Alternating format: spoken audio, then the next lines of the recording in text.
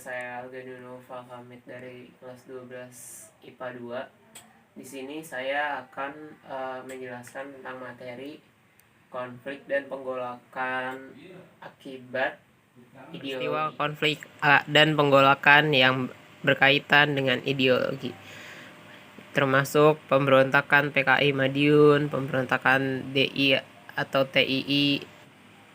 Sebelum memulainya, kita mari mengenal ideologi yang diusung oleh keduanya, yaitu PKI dan DI. PKI memakai ideologi komunisme atau ideologi yang biasa disebut juga Marxisme, yang berdasarkan dengan kepemilikan bersama alat produksi dan tidak adanya kelas sosial, uang, dan negara. Lalu DI menggunakan ideologi fundamentalisme atau ideologi agama. Ideologi ini mengambil hukum dari kitab suci dan dasar negara sendiri memakai ideologi agama. Pertama kita akan mengetahui PKI dulu. PKI itu adalah Partai Komunis Indonesia.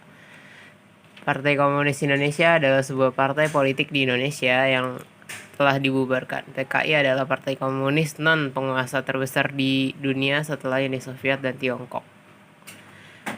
Contoh pemberontakan yang dilakukan oleh PKI itu adalah peristiwa Madiun 1948, di mana pada tanggal 18 September 1948 PKI atau FDR menuju ke arah timur dan menguasai kota Madiun. Pada hari itu juga diproklamasikan berdirinya Republik Soviet Indonesia. Hari berikutnya PKI atau FDR mengumumkan pembentukan pemerintahan baru. Selain di Madiun, PKI juga mengumumkan hal yang sama pula di Pati, Jawa Tengah. Pemberontakan ini menewaskan Gubernur Jawa Timur RM Suryono, Dr. Pro Kemerdekaan Muwardi, serta beberapa petugas polisi dan tokoh agama. Ini adalah lambang dari Partai Komunis Indonesia. Kedua adalah Negara Islam Indonesia atau disingkat NII, juga dikenal dengan Darul Islam. Adalah kelompok Islam di Indonesia yang bertujuan untuk pembentukan negara Islam di Indonesia. Kelompok ini mengakui syariat Islam sebagai sumber hukum yang valid. Contoh pemberontakan yang dilakukan DII atau TII ini terjadi di Aceh, yaitu pada tanggal 20 September 1953, dimulai dengan pernyataan proklamasi berdirinya negara Islam Indonesia oleh Daud Beruh. Proklamasi itu menyatakan bahwa Aceh sebagai bagian dari negara Islam Indonesia di bawah kepemimpinan Imam Besar NII Sekar Maji. Lalu gerakan perlawanan Daud Beruh telah berhasil mempengaruhi banyak pejabat-pejabat pemerintahan Aceh.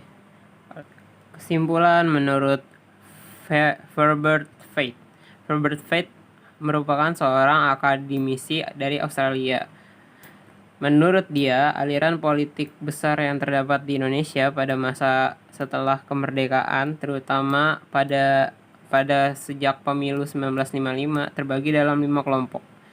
Pertama, nasionalisme radikal yang diwakili oleh PNI. Kedua, Islam yang diwakili oleh NU dan Masyumi. Ketiga, komunis yang diwakili oleh PKI. Keempat, sosialisme demokrat yang diwakili oleh PSI. Dan tradisionalis Jawa yang diwakili oleh PRI. Pada masa itu, kelompok-kelompok tersebut nyatanya memang saling bersaing dengan mengusung ideologinya masing-masing. Terima kasih.